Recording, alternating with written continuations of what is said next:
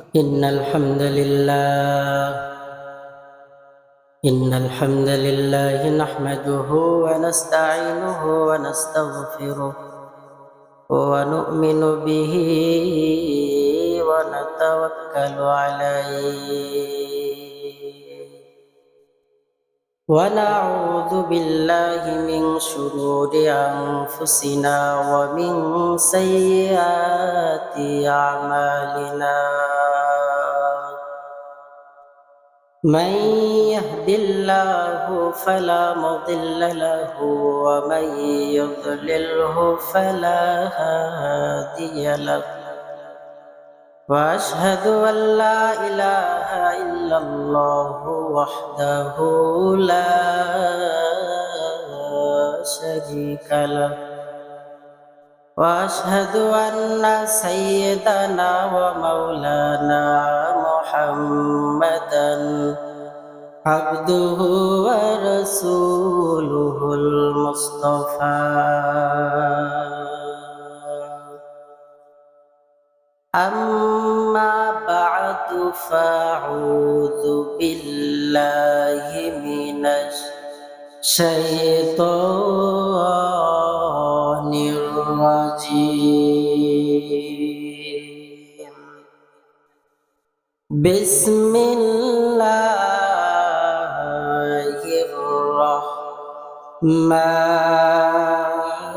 الرحمن الرحيم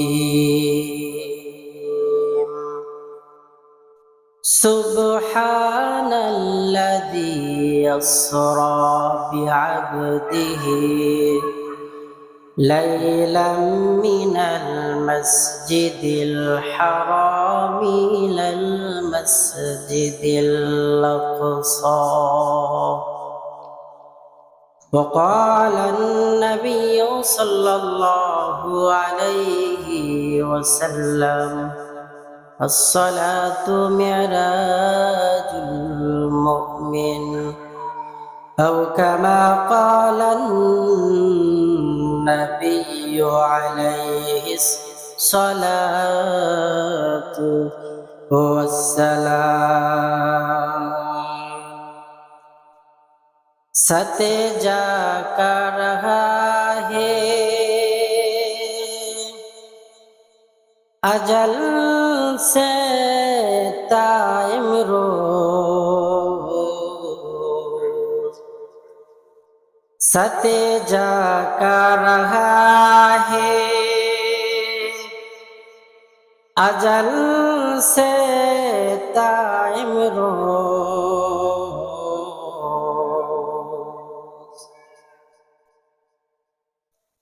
चिरागे मुस्तफा बीचे शरारे बुल हबीब बलगल उला बि कमाली कशफत दुजा बि जमाली हसनत जमीअ खिसालिही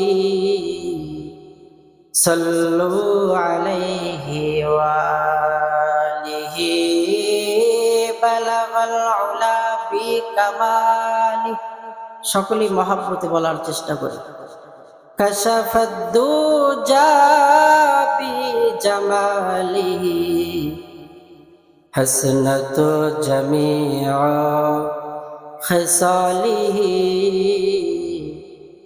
सल्लु अलैहि वालिहि ये तेरी मेराज थी पितलूहो कदम तक पहुँचा और मेरी मेराज है कि मैं तेरी बदन तक पहुँचा बलगल उला बि कमाली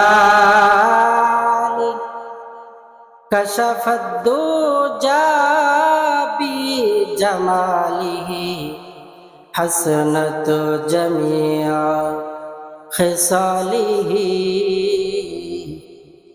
সাল্লু আলাইহি ওয়া আলিহি লা ইলাহা ইল্লাল্লাহ লা ইলাহা ইল্লাল্লাহ। সকলে মহব্বতে দিল থেকে জিকির করি, লা ইলাহা ইল্লাল্লাহ লা ইলাহা ইল্লাল্লাহ লা ইলাহা ইল্লাল্লাহ লা ইলাহা ইল্লাল্লাহ লা ইলাহা ইল্লাল্লাহ লা ইলাহা ইল্লাল্লাহু মুহাম্মাদুর রাসূলুল্লাহ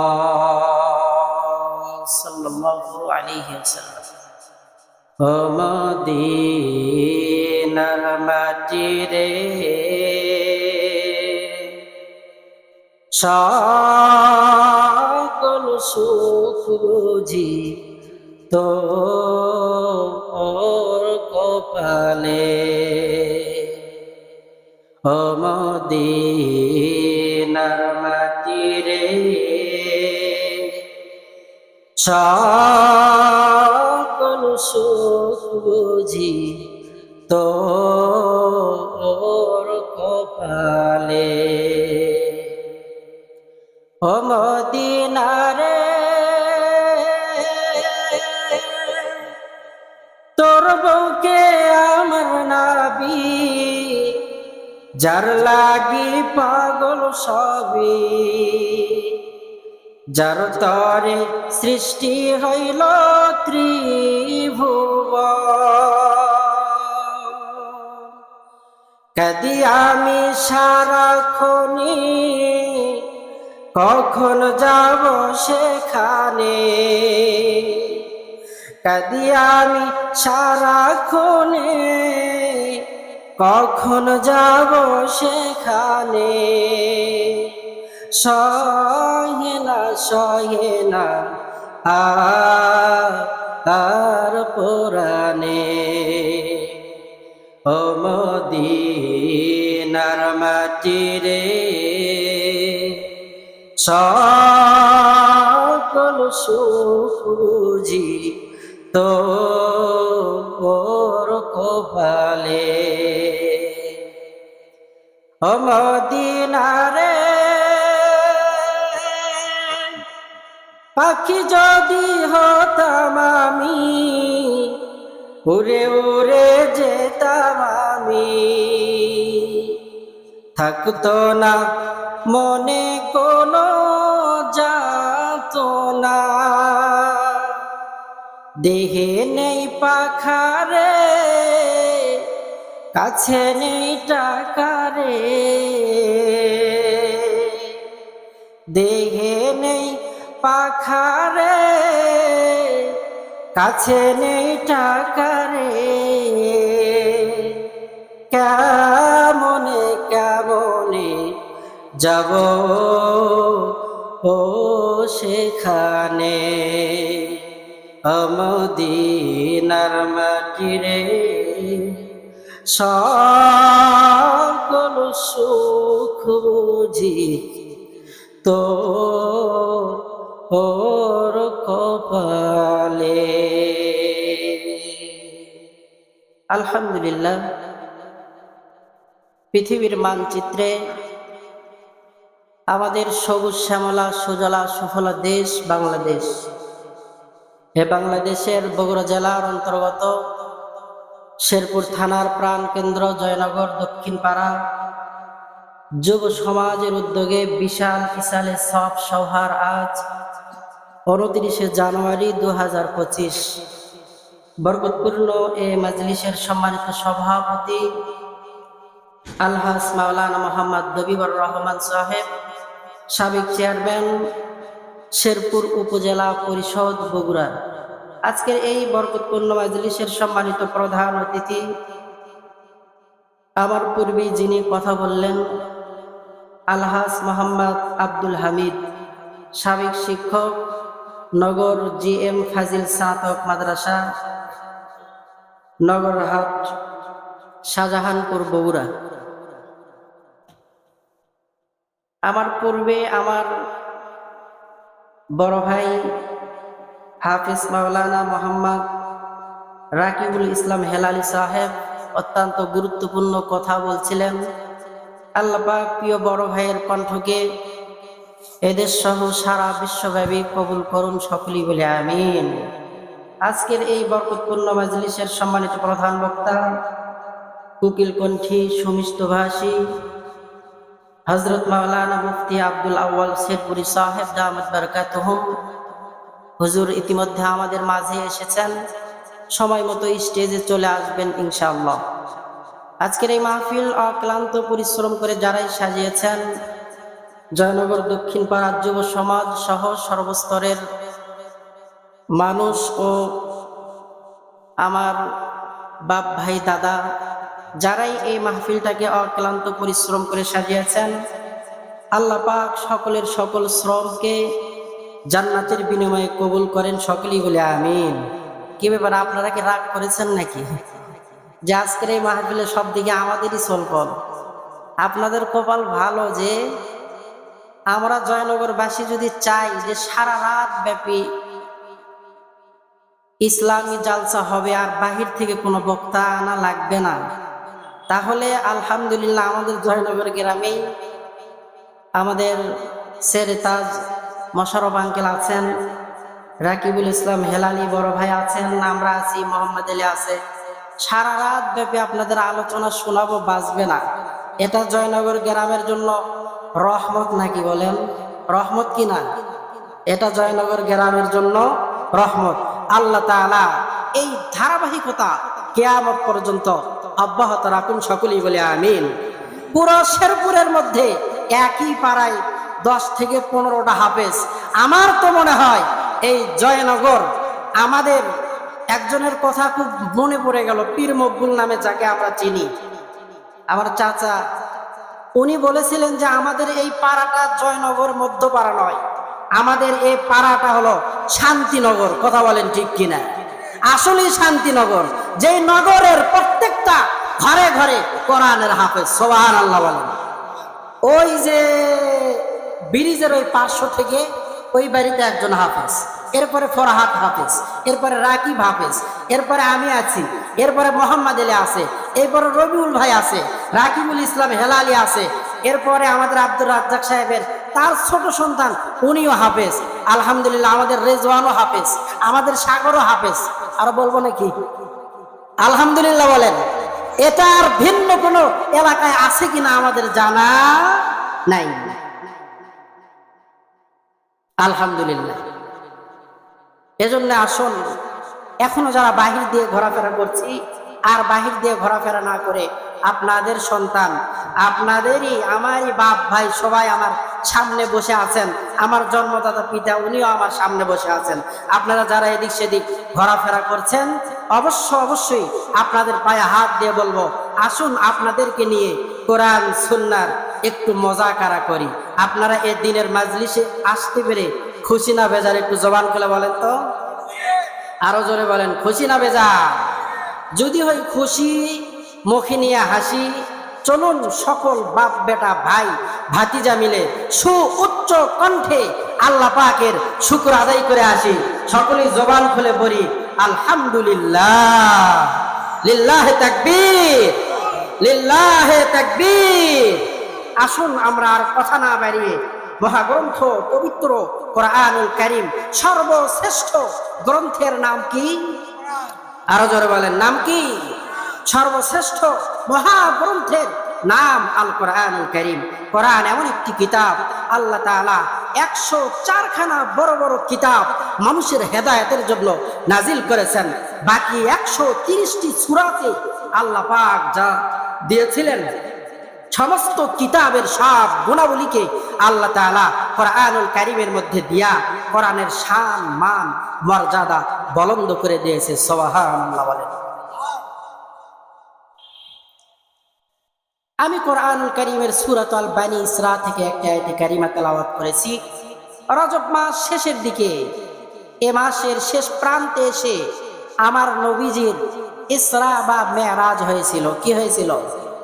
আল্লাহ তাআলা যদি শামিল হাল হন, সময়ের সংক্ষিপ্ত পরিসরে কিছু বলবো ইনশাআল্লাহ। আপনারা থাকবেন না ভাগবেন? ভেগে যাবেন কোথায়? আমিও এলাকার, আমিও এখানে আছি, আপনারাও থাকবেন বলে আশা রাখি ইনশাআল্লাহ। আমার পরে এক বক্তা, তারপরে আর একটা বড় বক্তা আছে ইনশাআল্লাহ। তার সঙ্গে দেখা না করে আমরা কেউ যাব না। আল্লাহ রাব্বুল আলামিন বলছেন, সুবহানাল্লাযী ইয়াসরা বিআবদিহি লাইলাম মিনাল মাসজিদিল হারামি ইলাল মাসজিদিল আকসা। আল্লাহু আকবার বলেন। আল্লাহ রাব্বুল আলামিন বলতে গিয়ে এভাবে বলেছেন, মহাপবিত্র মহিমাময় সত্তা উনি, যিনি তার বান্দা মুহাম্মদ সাল্লাল্লাহু আলাইহি ওয়াসাল্লামকে, যিনি তার প্রিয় হাবিবকে, প্রিয় মাহবুবকে লাইলাম মিনাল মসজিদিল হারাম, মসজিদে হারাম থেকে ইলাল মসজিদিল আকসা, মসজিদে আকসা পর্যন্ত আশ্চর্যজনক একটা ভ্রমণ করায় আছে। আমার ভাইরা, আল্লাহ রাব্বুল আলামিন বলেন, সুম্মা মিনহু ইলাস সামাওয়াতিল উলা, মসজিদে হারাম থেকে মসজিদ আকসা, সেখান থেকে 7 আসমান পেরিয়ে লৌহে মাহফুজ পর্যন্ত আমার নবীর মেরাজ হয়েছে। সুবহানাল্লাহ বলে। আবদিহি লাইলাম মিনাল মসজিদিল হারাম, বরকতপূর্ণ ইসলামের মধ্যে আল্লাহ তাআলা আমার পয়গম্বরের আশ্চর্যজনক 2টা সফর হয়েছে। 2টা সফরই রাত্রিতে। কখন? 2টা সফরই হয়েছে রাত্রিতে। একটা সফর হলো দুঃখের সফর, আর একটা সফর হইল সুখের সফর। আর এই সুখের সফরের নাম হইল ইসরা বা মেরাজ। দুঃখের সফরের সাথী সঙ্গীর নাম আল্লাহ পাকের হাবিবের সবচাইতে কাছের মানুষ আবু বকর। আর সুখের সফরের সাথীর নাম হলো জিবরিল আমিন সহ তার ফেরেশতাদের বড় একটা বর, সাথে ইসরাফিল আলাইহিস সালাম ও মিকরাইল আলাইহিস সালাম। আল্লাহর হাবিবের মন বড় খারাপ, কারণ গত কিছুদিন পূর্বে আল্লাহর হাবিবের দাদা আব্দুল মুত্তালিব দুনিয়া থেকে বিদায় গ্রহণ করছে। দাদার ইন্তেকাল হয়ে গেলে নাতির কলিজায় একটু আঘাত লাগে কিনা? আমার দাদা যেদিন ইন্তেকাল করলেন, আমি মাদ্রাসায় শোনার সঙ্গে সঙ্গে হুজুরের থেকে ছুটিও নেই নাই। যে অবস্থায় ছিলাম সেই অবস্থায় দৌড় মারছি, কারণ দাদার প্রতি ভালোবাসা মানুষের কম না বেশি? আল্লাহর হাবিবের দাদা আব্দুল মুত্তালিব ইন্তেকাল করেছে। ওই নবীর অন্তরের মধ্যে বড় ব্যথা যে আমার দাদা দুনিয়া থেকে বিদায় নিয়ে চলে গেছে। কিছুদিন পর আল্লাহর হাবিবের চাচা আবু তালেব দুনিয়া থেকে বিদায়। যেই চাচা আবু তালেব আল্লাহ পাকের হাবিবকে চতুর্দিক থেকে গার্ড দিত। কথা বলেন ঠিক কিনা? কাফেররা মারতে আসছে, আবু তালেব সামনে দাঁড়িয়ে গেছে। আবু তালেবকে দেখে কাফেররা দৌড়, আর ঘোষণা করে দিছে, আমার ভাতিজা এতিম মুহাম্মদ, আমার ভাতিজার শরীরে যারা টাচ করবে, যারা আঘাত করবে, আমি আবু তালেবের হাত থেকে তাদের কিন্তু রক্ষা না। আমার ভাইরা ভালো মতো খেয়াল করেন, আল্লাহর হাবিবের চাচার ইন্তেকাল, আল্লাহর হাবিব ব্যথা সহ্য করতে পারেন না। কিছুদিন পর আল্লাহর হাবিবের স্ত্রী হযরতে খাদিজা রাদিয়াল্লাহু তাআলা আনহার ইন্তেকাল। অন্তরে একের পর এক ব্যথা। আল্লাহর হাবিবকে সান্ত্বনা দেওয়ার মতো জমিনের মধ্যে আর কেউ নাই। আল্লাহ তাআলা সঙ্গে সঙ্গে জানিয়ে দিলেন, জিবরাইল, ও জিবরাইল, তাড়াতাড়ি জান্নাতের মধ্যে যাও রে। হুয়া হুকুম জিবরাইল को उसे बोराके जन्नत से कर इंतखाब, सजा उसको जेवर से तू ताब पा, फिर उसको लेकर के काबा में तू जा। मरहबा बोले, ও জিবরাইল, যাও যাও, জান্নাত থেকে দামি দামি অলংকার, দামি দামি ফুল দিয়া বরাকটারে সাজাইয়া আমার পয়গম্বর, আমার হাবিব, আমার বন্ধুর নিকটে চলে যাও। আমার হাবিবের মন বড় খারাপ। আমার হাবিবকে আমি আমার নিজের কাছে ডেকে আমার সান্নিধ্য লাভ করায় আমার হাবিবকে আমি চির ধন্য বানিয়ে দেব। সুবহানাল্লাহ বলে।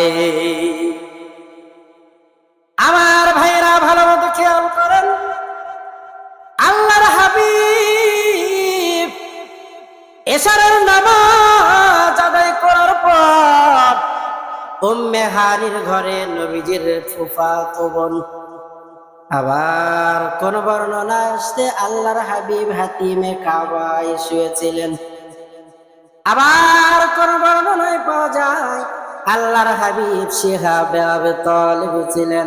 তবে প্রাধান্যতম মত হলো আল্লাহ পাকের হাবিব উম্মে হানির ঘরে শুয়েছিলেন। জিবরিল আমিন ফেরেশতাদের বহর নিয়া মিকরাইল আলাইহিস সালাম সহ ইসরাফিল আলাইহিস সালাম সহ আল্লাহর হাবিবের ঘরের ছাদের উপরে এসে ছাদটা ফেরে আল্লাহর হাবিবের ঘরের ভেতরে প্রবেশ করছে। আল্লাহর হাবিব ঘুমন্ত, জিবরিল আমিন তার পাখা দ্বারা আল্লাহর হাবিবের পায়ের কিনারায় টাচ করা মাত্রই আল্লাহর হাবিবের ঘুম ভেঙে যায়। মারহাবা বলে। আমার ভাইরা ভালো মতো খেয়াল করেন, ও জয়নগর এলাকার যুবক ভাই, আমিও তোমাদের মতো একজন সন্তান। তোমার জন্ম এই জয়নগরের মাটিতে, আমার জন্ম এই জয়নগরের মাটিতে। কিন্তু এই পুরা জয়নগরের মধ্যে যত স্টেজ হয়, এই স্টেজের মতো আর এই চেয়ারের মতো দামি চেয়ার আর আছে নাকি? আল্লাহ তাআলা কেন এত সম্মান দিলেন? কোরআনের সঙ্গে সংস্পর্শ লাগার কারণে আল্লাহ তাআলা এত সম্মান দিলেন। আমি যদি চেয়ারে বসে বয়ান করতে পারি, কষ্ট করে আপনারা এসে শুনতে পারবেন না কেন? কথা কোন ঠিক কিনা? এজন্য পায়ে হাত দিয়ে বলি, তাড়াতাড়ি চলে আসেন মাহফিলের স্টেজে। আমি উদারত আহ্বান করব, আমার বাপ ভাই যারা আশেপাশে আছেন অবশ্যই আসেন মাহফিল সফল করার লক্ষ্যে। অনেকে আছেন, আপনারা আসলে আর মাহফিল ভরপুর কামিয়াবি হবে ইনশাআল্লাহ। আল্লাহর হাবিব ঘুমিয়ে রয়েছেন। আমার ভাইয়েরা, জিবরিল আমিন এসে বললেন, ও পয়গম্বর, আল্লাহ তাআলা আপনারে দাওয়াত করেছে, তাড়াতাড়ি আপনি রেডি হইয়া যান। জমজমের পানি দিলেন আল্লাহর হাবিব, জমজমের পানি দ্বারা ওযু বানায়া নিলেন। ও জিবরাইল, আজকে উল্টা পাল্টা কেন? আমার ঘরের দরওয়াজা তো আছে, কিন্তু উপর দিক দিয়ে কেন আসলে রে জিবরাইল? ওগো পয়গম্বর শোনেন শোনেন, আজকে আপনার সঙ্গে যা যা ঘটবে সব একটু উল্টা পাল্টা আর আশ্চর্যজনক মনে হবে। আল্লাহর হাবিব এবার বরাকে সওয়ার হবেন। বরাকটা সাদা কালার, মাঝে মাঝে অন্য ভিন্ন কালার, খচ্চরের চাইতেও ছোট আর গাধার চাইতে ছোট, খচ্চরের চাইতে একটু বড় এমন প্রাণী। আল্লাহর হাবিবকে দেখে বড় লাফায়।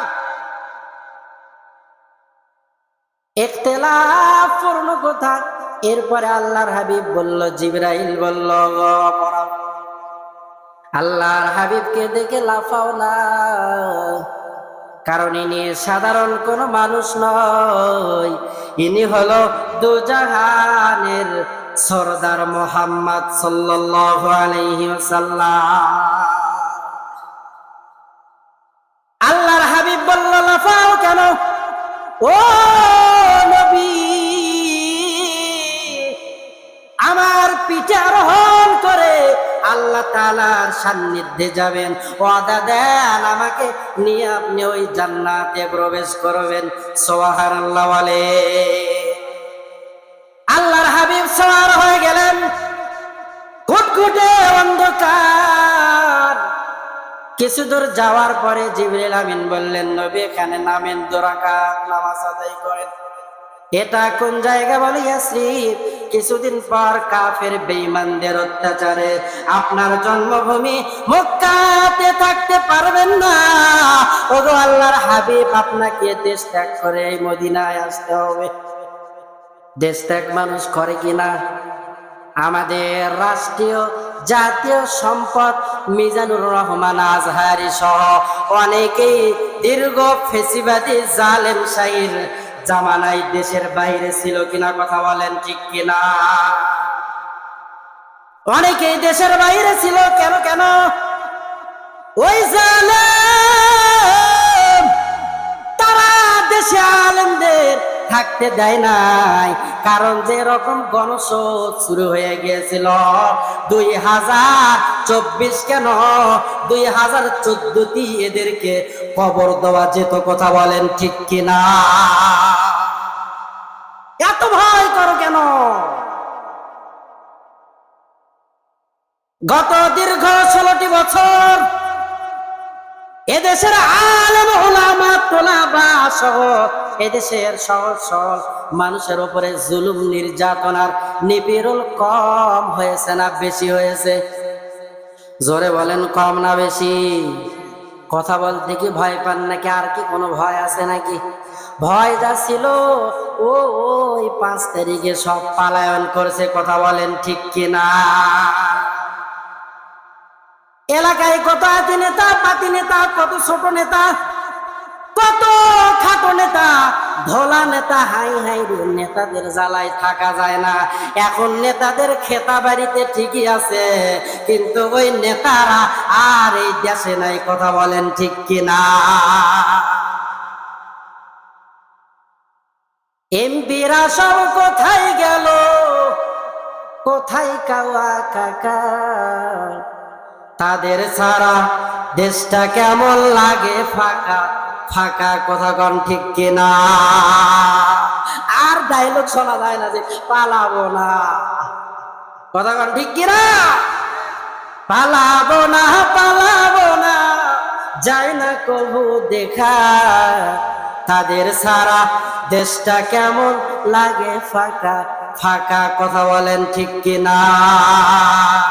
যারা আলেমদের কণ্ঠকে স্তব্ধ করতে চেয়েছিল, যারা আলেমের হাতে হ্যান্ডকাপ পরিয়েছিল, যারা এদেশের সহজ সরল অবলা মানুষদেরকে দিনের পর দিন রাতের পর রাত জুলুম নির্যাতনার নিপীড়ন করেছিল, এদেশের জনগণ এদেশে ঠিকই আছে।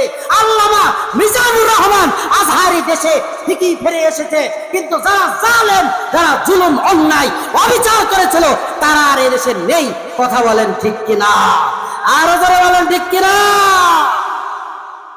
এই কোরআনের বাণী কেউ বন্ধ করতে পেরেছে? কথা বলেন, কেউ বন্ধ করতে পেরেছে?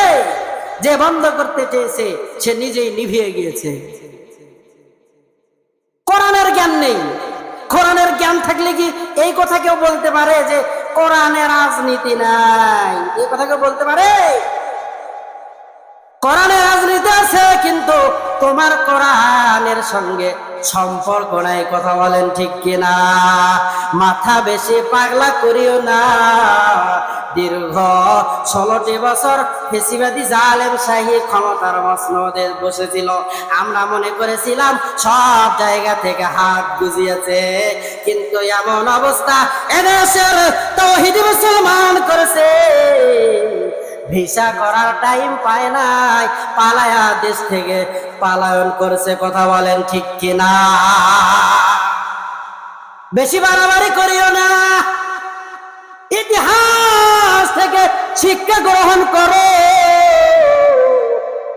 না হলে তাদের মতো অবস্থা হয়ে যেতে পারে। কথা বলেন ঠিক কিনা?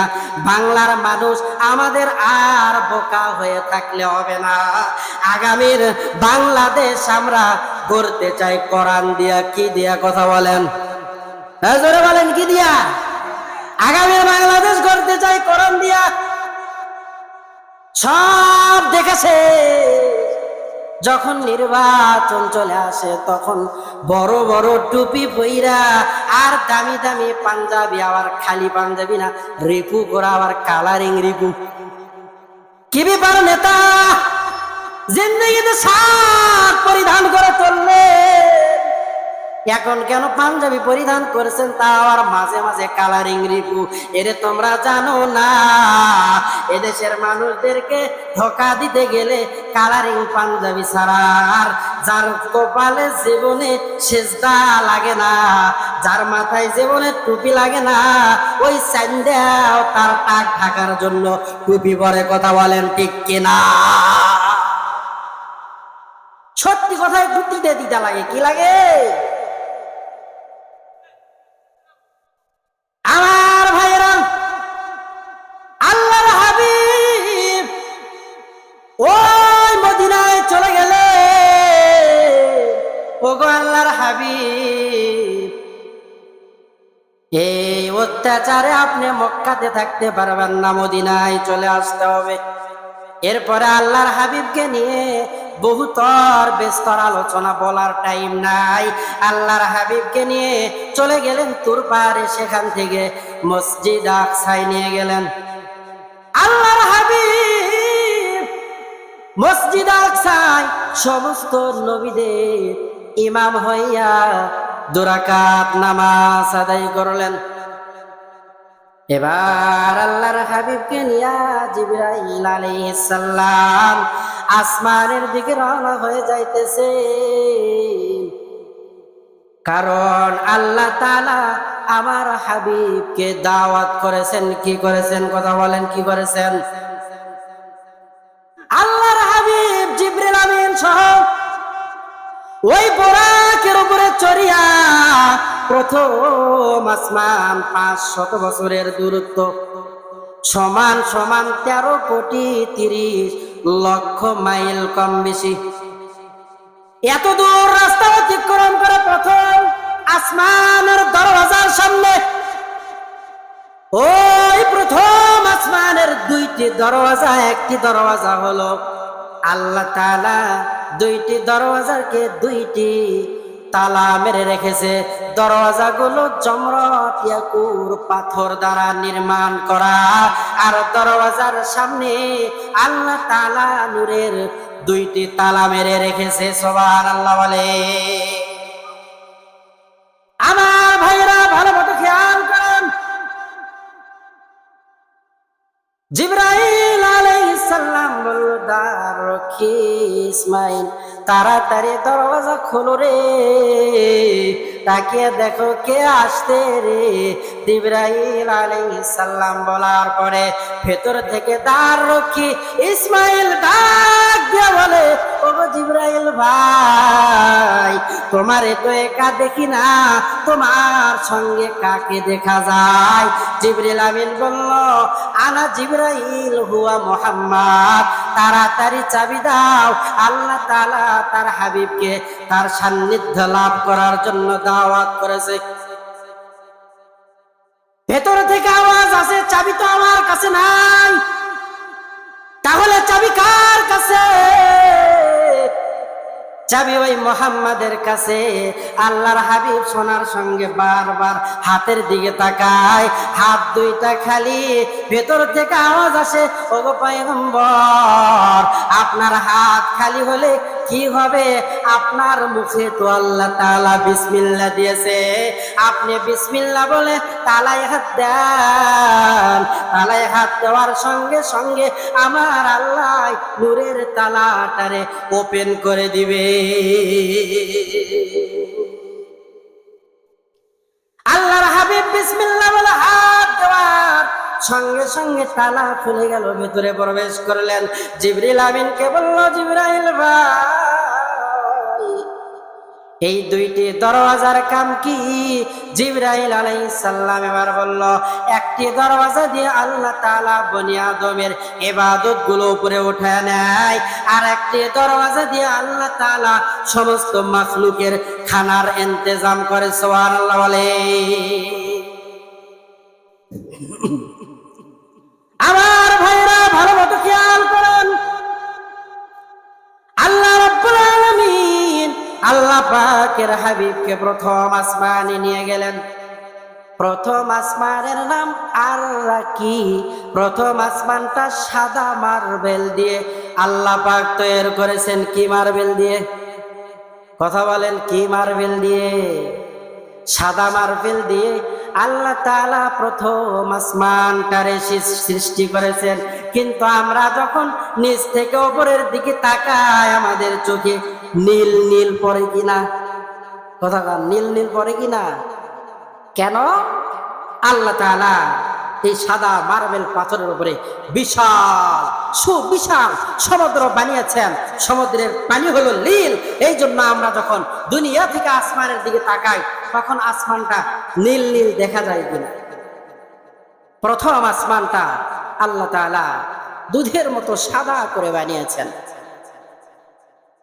আল্লাহর হাবিব প্রথম আসমানে পয়গম্বর আদমের সঙ্গে দেখা করার পরে দ্বিতীয় আসমানের দিকে রওনা হলেন। 500 বছরের পুর পেরিয়ে, 500 বছরের ফাঁকা জায়গা পেরিয়ে আবারও দ্বিতীয় আসমানের সামনে দুইটি দরওয়াজা আল্লাহ তাআলা বিসমিল্লাহর মাধ্যমে খুলে দিলেন। দ্বিতীয় আসমানে যাওয়ার পরে ঈসা নবীর সঙ্গে আল্লাহ পাকের হাবিবের দেখা। তৃতীয় আসমানে যাওয়ার পরে আল্লাহ তাআলা নবী ইউসুফের সঙ্গে আমার হাবিব, আমার পয়গম্বর, আমাদের নেতা মুহাম্মদ সাল্লাল্লাহু আলাইহি ওয়াসাল্লামের সাক্ষাৎ করায় দিলেন। সুবহানাল্লাহ বলেন। আমার ভাইরা, আল্লাহর হাবিব পয়গম্বর ইউসুফের চেহারার দিকে তাকালে আর মনে মনে ভাবলেন, আরে আল্লাহ মনে হয় দুনিয়া অর্ধেক সৌন্দর্য এই নবী ইউসুফ রে দান করেছে। আল্লাহর নবীর চেহারা একবার হাসে, আবার চেহারাটা একটু মলিন হয়ে যায়। আল্লাহ তাআলা তার বন্ধুর ভেতরের খবর জানেন কিনা বলেন? ও হাবিব, আপনার মন খারাপ কেন? আল্লাহ তাআলা আপনি নবী ইউসুফ রে এত সৌন্দর্য দান করেছেন, আমার উম্মতের চেহারা তো খারাপ। আল্লাহ জানিয়ে দিলেন, হাবিব চিন্তা করার কোনো কারণ নাই। আপনার উম্মতের মধ্যে যারা আমি আল্লাহ তাআলার বহুবিধ নিয়ামতের জান্নাতে দাখিল হবে, তাদের চেহারা পয়গম্বর ইউসুফের চাইতেও বেশি সুন্দর হবে। সুবহানাল্লাহ বলে। মন খারাপের আর কোনো কারণ আছে? আল্লাহর হাবিব চতুর্থ আসমানে গেলেন। চতুর্থ আসমানে যাওয়ার পরে ইদ্রিস আলাইহিস সালামের সঙ্গে দেখা সাক্ষাৎ হয়ে গেল। পয়গম্বর ইদ্রিস আলাইহিস সালাম আমার নবীকে নিয়ে প্রথম আসমান, সব আসমান পেরিয়ে আল্লাহ পাকের হাবিব চতুর্থ আসমানে আল্লাহ পাকের হাবিবকে নিয়ে ঘুরতেছে আর বলতেছে, ওগো আল্লাহর হাবিব, আপনার মন বড় খারাপ, কারণ আপনার দুনিয়াতে কাছের মানুষগুলো দুনিয়ার থেকে বিদায়। ওগো আল্লাহর হাবিব, আল্লাহ তাআলার কুদরতের নিদর্শন, সবই কিছু নিদর্শন চতুর্থ আসমানে আছেন, আপনি ঘুরিয়া ফিরিয়া দেখতে থাকেন। আল্লাহ পাকের হাবিব চতুর্থ আসমানে তাকিয়ে দেখে যে সূর্য আমাদেরকে আলো দেয়। আল্লাহ তাআলা ওই সূর্যটাকে চতুর্থ আসমানে ফিট করে দিয়েছে। সুবহানাল্লাহ বলে। আল্লাহর হাবিব বললেন, চতুর্থ আসমানে কেন? আল্লাহ তাআলা জানিয়ে দিলেন, হাবিব চতুর্থ আসমানের যেখানে রাখছি এখান থেকে 100 পরিমাণ উপরে দিলে মুহূর্তের মধ্যে পুরো জমিনটা বরফ হয়ে যাবে। আবার 100 পরিমাণ যদি নিচে দে তাহলে মুহূর্তের মধ্যে পুরো জমিনটা পুরে আংরা হয়ে যাবে। আল্লাহর হাবিব সূর্যের দিকে তাকালেন, 11টা মুখ উপরের দিকে আর একটা মুখ হলো নিচের দিকে, তাও আবার ডাইরেক্ট আলো দেয় না। হাজারো লক্ষ লক্ষ ফেরেশতারা সূর্যের মুখে পানি ঢালে। আল্লাহর হাবিব বললেন, পানি ঢালার পিছনে কারণ কি? ওগো আল্লাহর হাবিব, দুনিয়াতে তাকিয়ে দেখেন কত মানুষ মাঠে ময়দানে কাজ করে, কত পশু প্রাণী জঙ্গলার মধ্যে আছে, তাদের মাথায় যেন ডাইরেক্টলি সূর্যের আলো না পড়ে। আল্লাহ তাআলা এই জন্য এই সূর্যের আলোর মুখে হাজারো লক্ষ কোটি ফেরেশতা আল্লাহ তাআলা নিযুক্ত করে রেখেছে। হাকিকত সে তো দুনিয়া বেখবর হয়, দুনিয়া কি নুমাইশ পর নজর হয়, নমি গোয়াম কে আজ দুনিয়া জুতা বাস বাহার কারে কে বাসি বা খোদা বাস, जिससे दुनिया आज खुदा का बुदान में कमाशु नकरा हो फर जिंदुजा। ওগো আল্লাহর হাবিব, কি দেখেন? মানুষকে দেখি না, না কি দেখেন? আল্লাহ, আমি তো মানুষকেই দেখি। আল্লাহ তাআলা জানিয়ে দেন, শুধু মানুষকে দেখেন না, মানুষের মাথার উপরে আপনি চুল দেখেন। আগে আপনি মানুষ দেখেন না, আগে আপনি চুল দেখেন। ওগো আল্লাহর হাবিব, মানুষের মাথার উপরে ডাইরেক্ট ওই সূর্যের আলো পড়ে মানুষ কষ্ট পাবে। এই জন্য আমি আল্লাহ তাআলা মানুষের মাথার উপরে আমি আল্লাহ তাআলা চুল দ্বারা কাভারিং করে দিলাম। সুবহানাল্লাহ বলেন। কাদের কদ রত্তু দারি বর কামাল, আনতা রব্বি আনতা হাসবি জুল জালাল। পড়েন।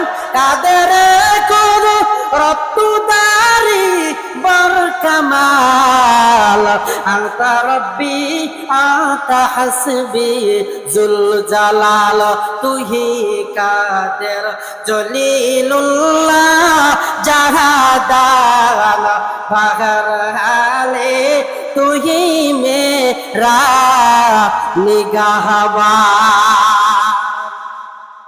ওগো হাবিব, জংলায় কি দেখেন? পশু দেখি, কিন্তু পশুর শরীরের ভেতরে আল্লাহ তাআলা চামড়া দিয়েছেন কিনা? পশম আছে না নাই? আছে না নাই? কথা বলেন। কেন আল্লাহ তাআলা পশম দিলেন? যাতে করে সূর্যের আলো ডাইরেক্ট পশু পাখির গায়ের উপরে না পড়ে। আল্লাহ পাক কত বড় বানানেওয়ালা। আল্লাহর হাবিব পঞ্চম আসমানে চলে গেলেন। এই সূর্যের মধ্যে আল্লাহ তাআলা 7টি রং রেখেছে। কয়টি রং? যত ফল ফ্রুট আছে সব ফল ফ্রুটের মধ্যে আল্লাহ তাআলা রং লাগায় সূর্যের দ্বারা।